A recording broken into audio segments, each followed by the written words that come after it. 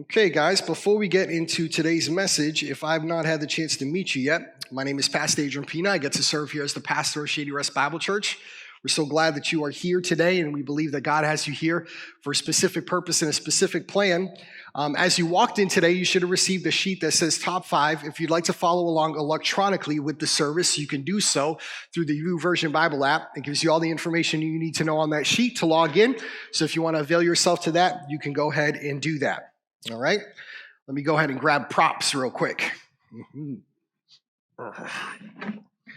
Props. Who doesn't like a good object lesson, right? All right, so we're continuing on today in our sermon series that we began last week on stewardship, and so we're calling it Stewardship, Living the Generous Life. Now, the whole premise of this series is that to focus on the concept of stewardship from a biblical perspective and see how we are responsible as stewards before God in three basic arenas of our life: our time, our talent, and our treasure.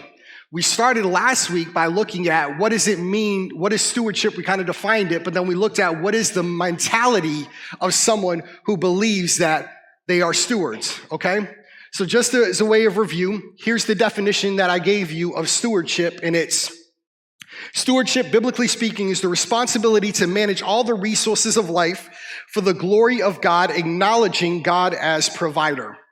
So managing all the resources of life, acknowledging God as provider. And we looked at that last week, and we kind of took a step back, and we looked at it from the perspective of, well, if we have the mentality of a steward, we believe, number one, that God is creator, that he created everything, and that basically that everything is for him, and it exists then for his glory. And so that means us, that means the talents he's given us, that means the finances he's given us, everything is cloaked under that umbrella, if we could say it that way. So here's our one true statement for this series. It's kind of like the underlying foundational truth to this whole series is that the mindset of a steward is that God is the owner and I am a manager. God is the owner and I am a manager. Now, today we're going to focus on kind of the first arena of stewardship. And this time, talent, and treasure thing is not original with me. A lot of people say this, and it's kind of three main umbrellas. And so we're going to focus on the umbrella one today, and we're going to talk about time. How are we responsible as believers to steward time for the glory of God? Okay, so we're going to talk a little bit about time today. Now, how many of you have ever asked this question before or ever made this statement? I wish I had more hours in the day. Anybody ever say that before, right? You know what's amazing is that no matter how many times you said that, God has already answered that prayer. You know God's already answered that prayer, right? His answer is no. You're always going to get 24 hours in the day. You ain't getting more time. That's it. No matter how many times you throw that up, you're still only going to get 24 hours, okay? So we know the limited scope of time in that context, the amount of time that we have to accomplish the task. When we make a statement like that and say, man, I wish I had more time, what we're really saying is I wish I had more time that I could dedicate to accomplish a certain task that I had in mind or whatever, that I wanted to get accomplished in that day. Now, I want you to think for a moment. I want you to think about your time as a budget. I want you to link the idea of time to financial budget. Here's what I mean. We've all heard that statement before as well. Time is money, right? You ever heard that statement, time is money? I agree wholeheartedly with that statement. I actually believe that time is more valuable than money. And I hope to show you that by the end of this message, right? But time, like money, is a limited resource.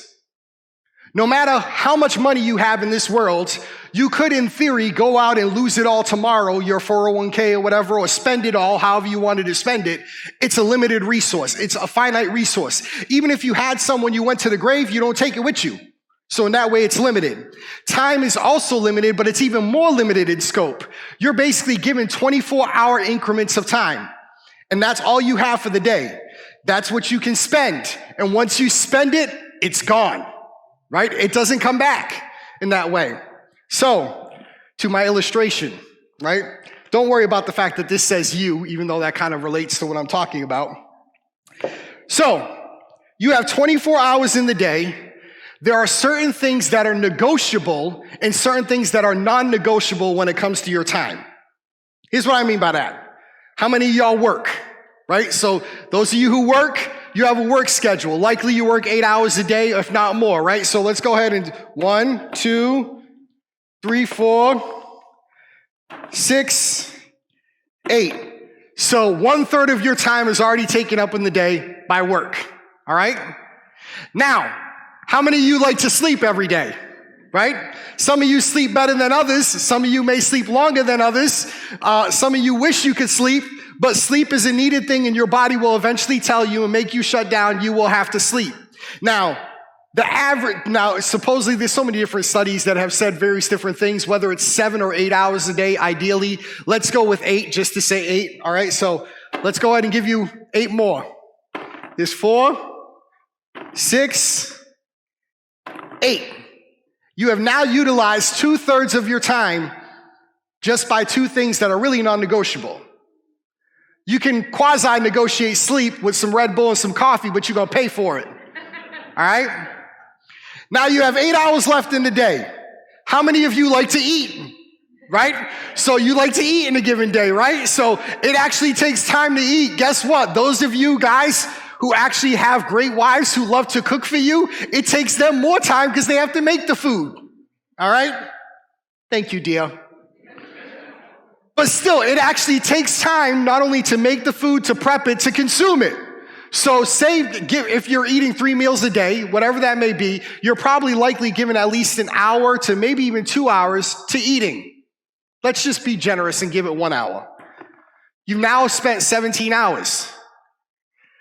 So that means you now have left 7 hours. Now, let's talk about commute.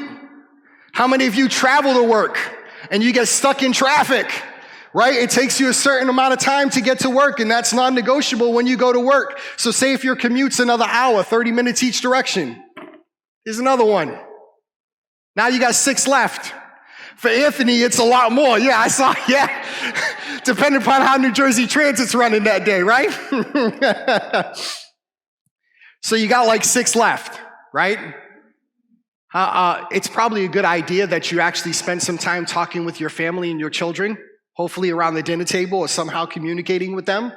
So maybe that's another hour, all right? You get my point. You don't got much of it. You basically have, after we did all that, you have like 5 hours left. Now here's the thing, is how are we going to utilize that time? That's the question.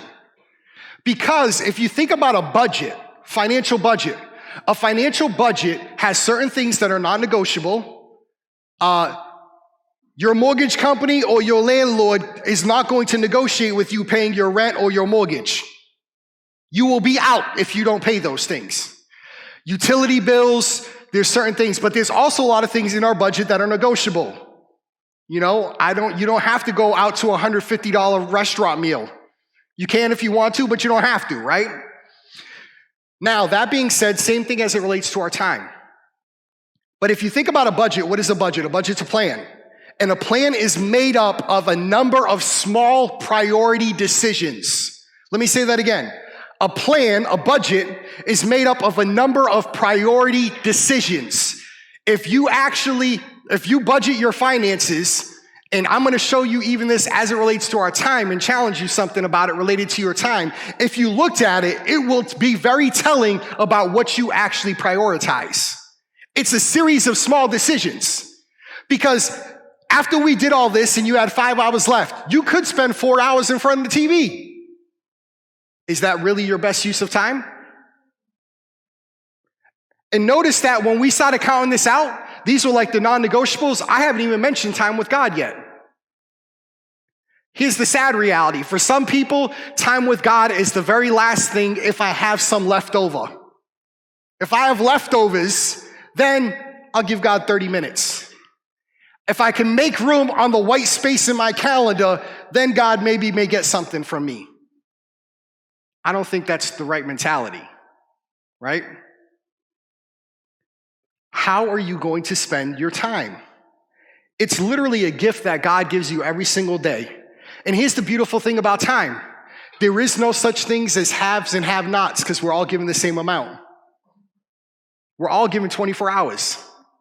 It's one of the most precious resources that you can ever have. Have you ever looked back at some times when you spent your day and say, where did I waste my time today?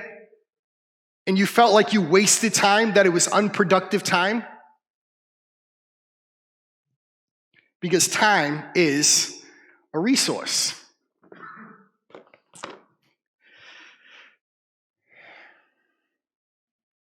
So how will you spend it? So we're going to explore the concept of time, and I'm going to give you 2 principles about time today, and then we're going to look at pitfalls that actually, pitfalls we can run into that vie for our time that will cause us to have unproductive time, if I can say it that way, okay? So I'm going to give you 2 biblical principles, and then I'm going to give you some pitfalls. So principles, pitfalls, okay? So we're going to find ourselves in 2 texts this morning if you'd like to follow along in the Bible. We're going to find ourselves first in James chapter 4, and then we're going to go into Ephesians chapter 5. So James chapter 4 and then Ephesians chapter 5, or you can always follow along on the screen, okay?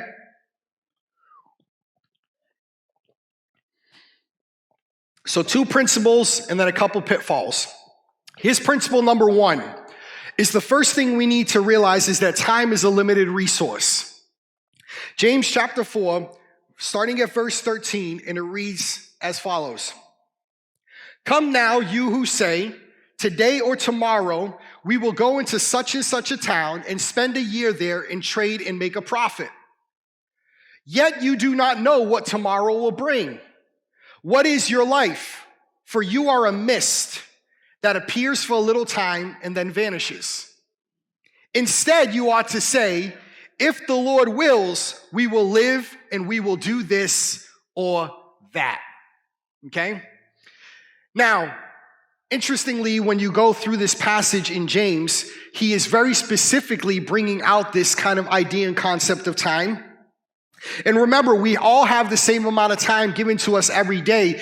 However, we do not all have the same allotted amount of days. Let me say that again. We have the same amount of time given to us every day as you live, 24 hours. However, we do not have the same allotment of days because some of us will live longer than others. So compoundedly, you only have a limited resource of time, even as it goes related to your life on earth. Did you know that the moment that you took your first breath, you were on death row? The moment you took your first breath, the clock is working against you. God in his infinite wisdom and glory knows when that clock will come to an end while for your earthly life speaking, and then you move outside the realm of time. Because eternity then begins for you, regardless if you believe in Jesus or not. Eternity begins either way. So you move then outside the realm of time when that transpires and that happens. So God knows our allotted amount of days. So no matter how well you take care of your body, no matter how much you go to the gym, no matter how much you take vitamins, no matter how much you do all those things, and listen, I'm not minimizing those things. I do those things. I do believe that some of our own things are self-inflicted. I'm not saying not to do that. But what I am saying is that humans have tried forever to find, the secret recipe, the secret sauce of being able to live forever. There is no secret sauce, humanly speaking, of being able to live forever. But thankfully, this is only life just in part. We will live forever, and we can live forever with God. It's okay to plan. If you listen to James, is what we just read, James doesn't say that it's a bad idea for people to plan. When they're saying, we're going to go into town, we're going to trade for a year, we're going to make he's speaking rhetorically like making a plan. He doesn't say nothing of that is wrong. He just says, you don't know what tomorrow will bring. It's not promised to you in that way. So he's not against making a plan, but the plan has to say and has to come down to God knows the number of our days in the fulfillment of that plan, and it's according to his will. And his will is something we don't know as it relates to that. So we can make plans. That's awesome. Be working towards something. However, we always say it, God, if it be your will and that his will would be done, not only to see the plan accomplished, but also that we'd be able to follow through on it, that we would have the time necessary to be able to do it. That's why people make statements like every day is a gift, because it really is. Every day that you are above ground is a gift from God, and God has given you a resource every day that you can then utilize and leverage for his glory. It's called time. It's this precious gift. We all seen how quickly life ends, right? We all know people that when a person passes away, maybe because of a tragedy, an illness, a sickness, or whatever, we always say, oh, that person was gone too soon. What we're really saying is that from our human perspective, we believe that we didn't have enough time. But God knew the scope of that time, what it would be. So we have to utilize it and recognize its beauty and recognize the precious gift that it is every day that we have it. Someone once said this. I love this statement. It's an anonymous statement, but time is free, but it's priceless. You can't own it, but you can use it. You can't keep it, but you can spend it. Once you've lost it, you can never get it back. So good. There's a lot of preach right there. The reality is if we truly live like this principle is real, that time is a limited resource, don't you think it'd change the way we lived our life? Don't you think if we had this perspective and we genuinely lived according to this kind of idea, that it would change something internally within us, that we would be more diligent about how we would utilize our time and see how beneficial it could be and what we could do for God's glory? I think it would be so. Here's the second principle I want to show you. Jump over to Ephesians. So in Ephesians chapter 5, starting at verse 15, we're going to look at 15 and 16. The second thing I want to show you is that we need to use our time wisely. This is really the outworking of the first principle. If we believe that time is limited, then that means we need to make good decisions about what we do with our time. And so this passage actually tells us that we need to make good decisions about what we do with our time. Sorry, I got a raw throat today. All right, so Ephesians chapter 5, verse 15.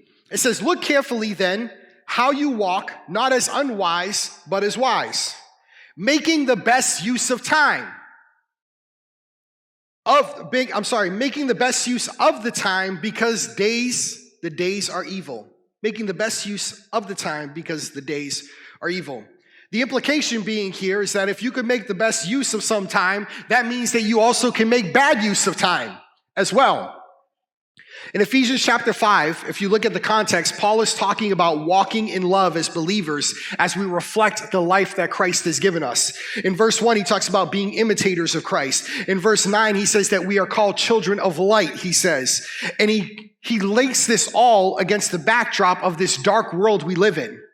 And he's saying we are imitators of God, children of light, in light of this, against the backdrop of this dark world that we live in. And then he encourages them to abstain from certain actions that reflect this dark world we live in. And then we get this passage. And it seems like this passage, if you actually read the whole context, then it kind of makes sense. The days are evil because we live in kind of this dark world. So as we live in this dark world, we need to think as children of light, as imitators of Christ, how we need to utilize our time that we would reflect God in this dark world. So how you use your time is important to God. It is important. The beginning of verse 16, you can read it this way: making the most of every opportunity. Instead of making the best use of the time, some translations say making the most of every opportunity. We've all had times when we've looked back and wished we've used time differently. We have all had times when we look back at our life and say, man, I just wasted that day. I wasted that season. I wasted even a whole year following something that maybe I felt God was saying that, I thought this was the best decision and God was kind of telling me no, and I still followed that way and I wasted like a whole season of life or whatever it may be. And we look at it because we realize the finite nature of time, and we look at it with past regret. And we don't want to look at things with regret when it comes to our time. We want to be able to look at that and say, I don't want to be in that place again. I realize that I have a limited resource and I want to use it better. I want to use it better to the glory of God.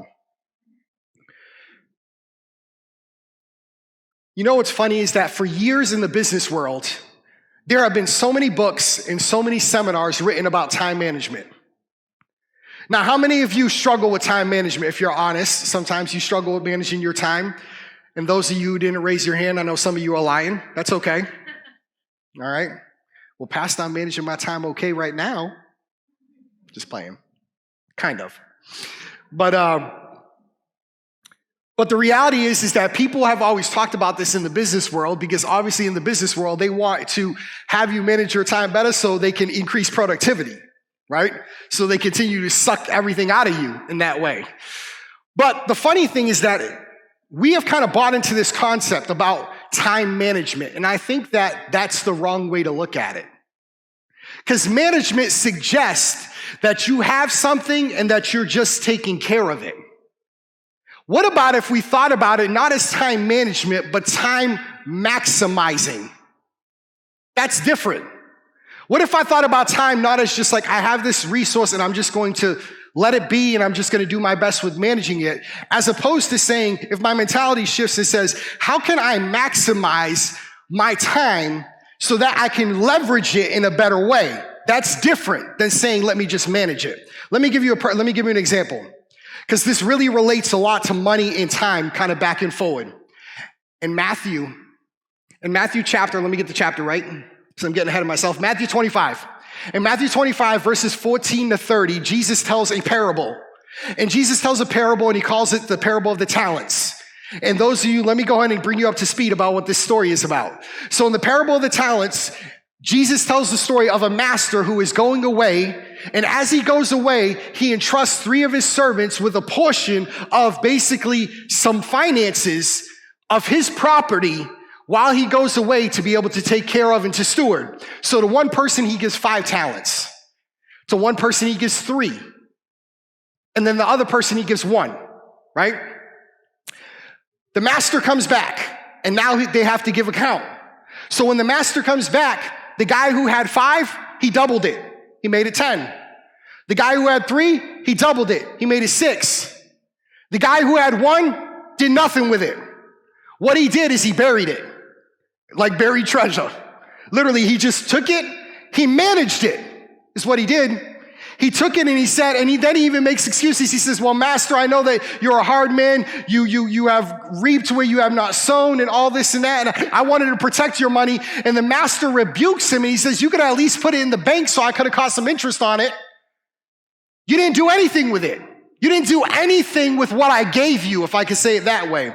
That's Jesus's point, I believe, in the parable, is that when Jesus gives you something, AKA, like in this example, when God gives you time, you can't just not do anything with it.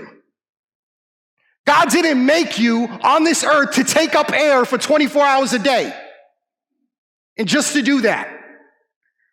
He wants you to utilize time for his glory.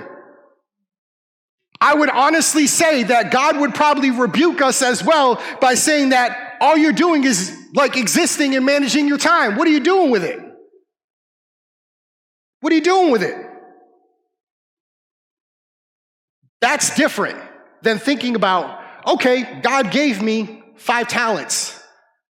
How can I maximize it? So the guy brought increase. He gave me 3. How can I maximize it? He brought increase. I have 24 hours. I can't expand that amount of hours, but I can maximize them. I could do something for good. I could do something for God's glory.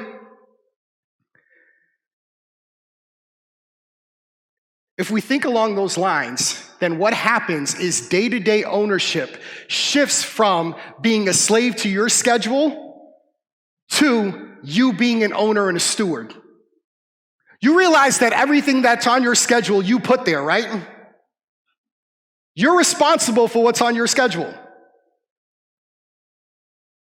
Some of y'all who are parents, yes, kids are taking kids to activities and stuff like that. But at the end of the day, you're making a series of priority decisions. You are filling your schedule. So if you come out from the end of the day and say, man, I felt like I'm just so overbooked, I'm so tired, you did that. Nobody else did it. We're responsible for it. Now, as a guy who likes to sometimes fill the schedule, I am totally guilty of this, and I want to tell you something to protect yourself from something that I am totally guilty of.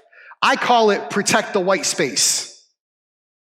A lot of times when I would look at my calendar, I would be totally guilty of saying that, okay, there's a little block of time where it's white, where there's nothing going on. And then my immediate default, instead of saying, what can I do productive, or maybe I can rest or do something else, my immediate thought was, how can I fill it? And then I would end up realizing that I was overextending myself, I was exhausted, I was less productive, and other times because of the fact was my schedule was too full. Here's the problem, is in our culture we praise busy. But please hear this. If you don't catch anything else I say, hear this today. Busyness does not equal godliness. Let me say it again. Busyness does not equal godliness. Just because your schedule is packed doesn't mean you're closer to Jesus. Even if your schedule is packed with church stuff, still doesn't even mean that you're closer to Jesus. Oh, I just blew some of your mind right there. Because doing church things and activities for God does not replace you spending time with God. So if you're using that to sit, not as a supplement, it's really a supplement. If you're using that not as a supplement, but as your main way of trying to receive something from God, and you are not self-feeding yourself and not utilizing that time, and God is something that only comes up on the schedule when there's white space, then you have a problem. God should not be shoehorned into our schedule. Here's a simple truth as it relates to this. When it comes to your time, God first. Plain and simple, when it comes to your time, God first. Now, that doesn't necessarily, sometimes for some of you, you may be people who are more active and you're night owl people, okay? I'm not saying that God first means specifically morning. What I'm saying is it's a matter of heart and priority. What I'm saying is that you make it a priority that every day that you are not going to sacrifice that time with God. That's protected. That's sacred. That won't be touched. It's non-negotiable. It doesn't matter if your girlfriend wants to get breakfast. It's non-negotiable. Right? It doesn't matter if, whatever, unless barring an absolute emergency. And even still then, it would be good if you could then change it and then still utilize that time later in the day. That's a totally different perspective. Here's the funny thing that I've come to notice. And I'm saying this, and I believe that this is really, I'm not trying to be hard on you, and I hope that you understand and hear my heart in this, because this is something that God has literally been working in us since the beginning of the year, really since our fast. Since we went into the 21 days of prayer and fasting, like our time management in the Pina household has totally been completely changed and revolutionized. And here's the funny thing, is I notice now something that I did not notice before, which I should have known would be the case. Is if I prioritize time with God first, all my other rest of my time is more productive. Amazing. I don't get more time in the day, but I notice that my work productivity increases. My energy has increased because I spent time with God. All these other different things, everything else manages to fall into place. And guess what? The world doesn't fall down because my schedule has changed.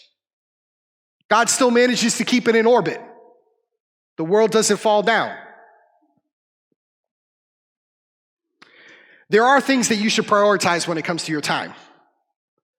You should prioritize things like spending time with your family. You should prioritize things like sleep. Please, Sabbath is a biblical principle. And I am so amazed as I'm starting to go through the book of Matthew right now, and as Jen has been in the book of Matthew, we've talked about this. I am so amazed that even the God-man himself, Jesus, even in the middle of ministry, still made time to get away and rest. Why is it any different for you or for me? Rest is important. That Sabbath is so important. So you should prioritize rest. Prioritize spending time with God. Prioritize spending time at church. It's probably not, again, the best utilization of your time to spend 4 or 5 hours watching TV every day. I'm not saying that thing's bad in and of itself. What I am saying is that a lot of times when it comes to the giving of our time, we are giving away our time to things that are not bad, but they're not best. Let me say that again. They're not bad, but they're not best. And then we realize, where's our productivity gone? Where's everything gone? And then we say, man, where's the time gone? I didn't get this project done. Or I didn't get this done. I didn't get that done. And a lot of times we're giving away our time to things that are not producing life in us.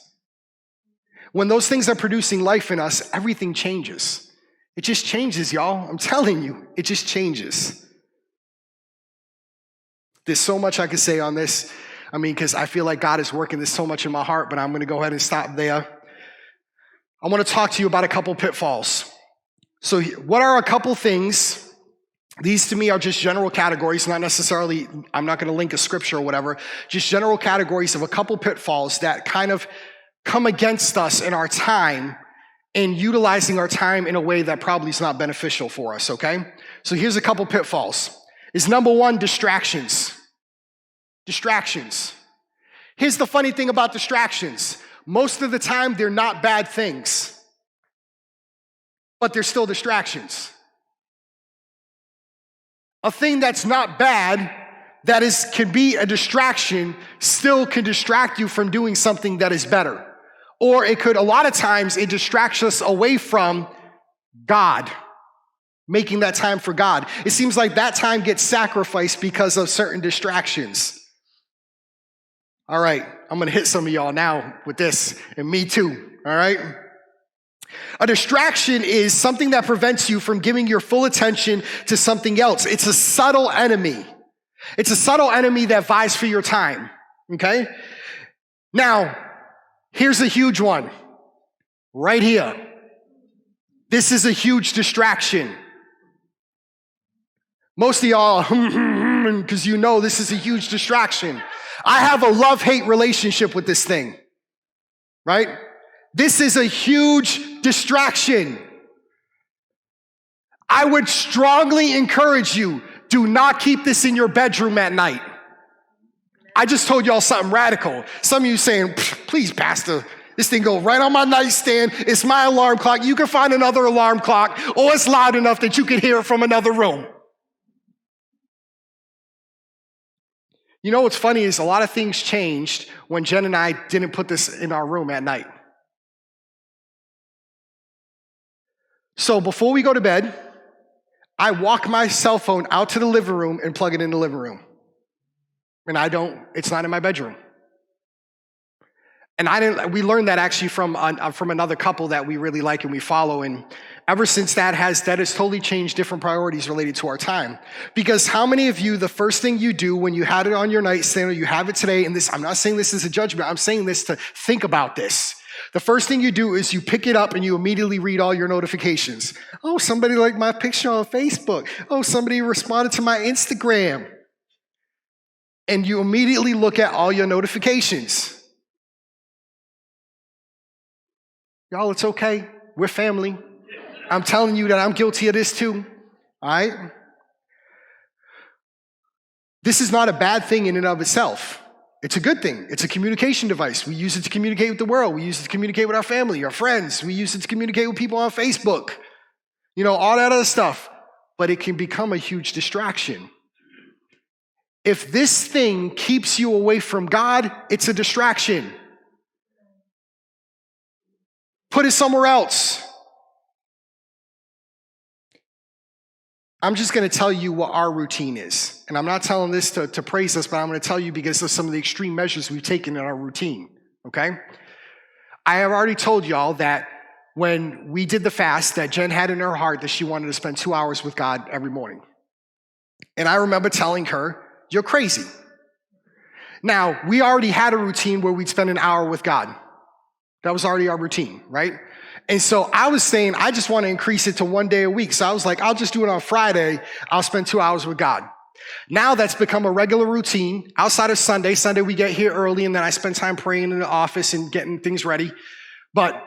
So now I've been spending that time with God and now I can't wait.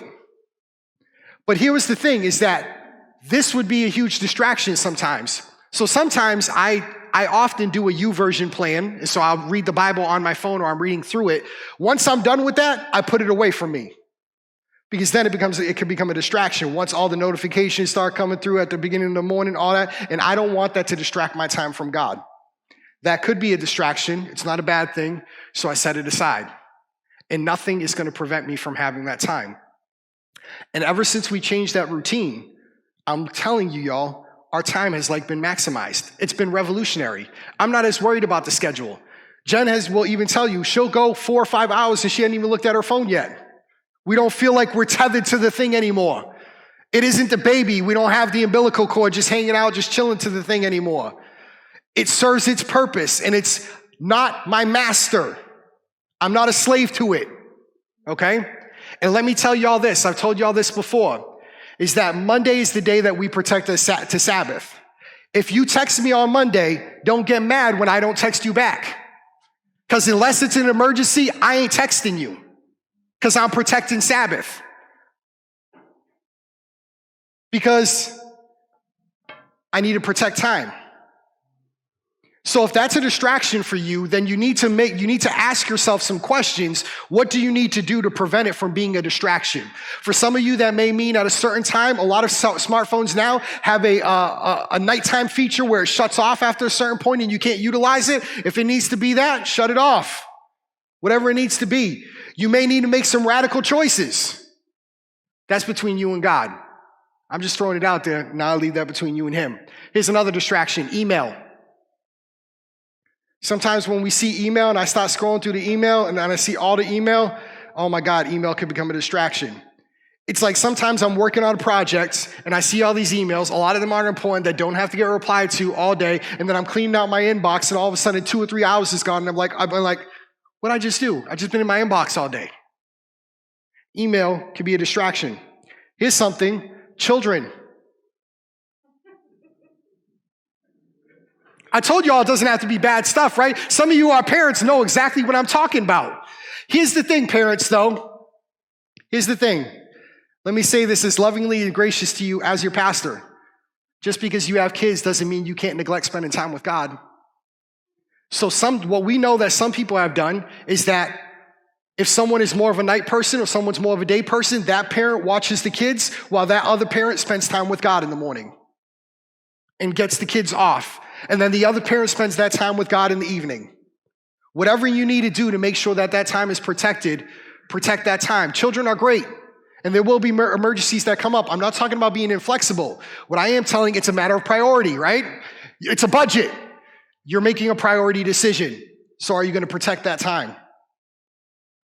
I ran across this quote on an article on desiringgod.org, and I like this. It says, often our attention runs to what is important to us, so our distractions can reveal what we love. Let me say that again. Our attention often runs to what is important to us, so distraction can reveal what we love.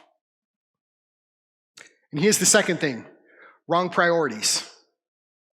Wrong priorities. As we said earlier, going back to the idea of a budget, right?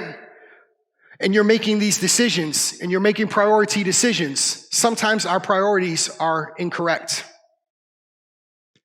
I think that most of us who are believers would probably say, if I'd asked you to list out what your top priorities are, hopefully you would say God first. But if you actually then looked at the way that you spend your time and everything else, most of the time that doesn't line up. That doesn't line up. And again, I'm not saying that to be judgmental. What I'm saying is that it's something we have to ask ourselves. We have to ask ourselves, what do we prioritize? And so we have to make a number of decisions, and sometimes those priorities get out of whack, and when those priorities get out of whack, then we find ourselves giving away time to different areas and sacrificing time in areas where it's more important. So ask yourself, how am I right now spending time with God, and am I neglecting that time with God? Is it negotiable to me, or is it non-negotiable? Is the question you should ask yourself. Let's summarize this, and then we're going to close. So our series truth is this, that the mindset of a steward is that God is the owner and I am a manager. As it relates to this situation, God is the giver of life. He is the giver of the 24-hour period. He's the giver of however many years you have on this earth. So every day that you wake up and he gives you breath is a gift, and he's giving you a resource to manage. So we learned 2 principles about time. Number 1, that it's limited. It's limited on a day-to-day basis, and it's also limited in the scope of however long we have on this earth. And once it's gone, we can't get it back. And then in light of that, we should live according to using our time wisely, making wise decisions about where we're going to leverage that so we can maximize our time for God's glory. 2 pitfalls we talked about were distractions, which are not necessarily bad things, but they're things that can keep us away and become bad in their effect. We talked about wrong priorities. So I'm going to ask the prayer team to come forward, and we're going to just go ahead and give you a couple application points, and we'll be done. Here's a challenge for you this week, if you'd be so bold to do this, is just like you would track a financial budget with how much money you spend during the week, I would encourage you just to do this for a 24-hour period. Track your time. How much time did you spend sleeping? How much time did you spend eating? How much time did you spend with God? Track all those different things in your time, and then see and actually lay that before God and see if your priorities maybe need some adjusting. And allow God to be able to communicate to your heart. And listen, it's not even necessarily about the length of time you spend with God. It's more about the heart and the priority and the quality of the time you spend with God. Is it just being shoehorned in, or am I prioritizing and protecting whatever that length of time is every single day that I have it, and I'm protecting it vehemently? And nothing's going to interfere with that. Ask yourself this question: what are some of the distractions that vie for your time? I gave you just a couple examples, but there's plenty of other different examples, so think about that. What are some of those distractions? And then lastly, I've linked another YouVersion plan in the YouVersion app about stewardship, a continuation of Dr. Tony Evans' another plan. So if you want to go ahead and have something to do during your quiet time that continues on this conversation, I would encourage you to do that, and you can find that in the YouVersion app and just follow along with that this week. Let's pray. Well, Lord, I pray that you would help us to be able to utilize time and leverage it for your glory. Lord, you have given us this precious resource, this 24-hour period every single day that we could steward well, or sometimes we don't steward it well. Lord, there are so many things that would vie for our time. Some things are good. Some things are even better. And a lot of times we can find ourselves getting distracted, and it's so easy. And Lord, I pray that you would forgive me, Lord, for the times when I've shoehorned you in, for the times when I have not protected that time, and I've been a slave to my schedule, or I've been a slave to various other different things and had those things interfere. But Lord, I would pray that you would help us this week in your gracious way of doing so, just affirming to us, Lord, and just even challenging us where there needs to necessarily be changes as it relates to the stewardship of our time, but that you will show us the better way, that you will help us to ask some hard questions where they need to be.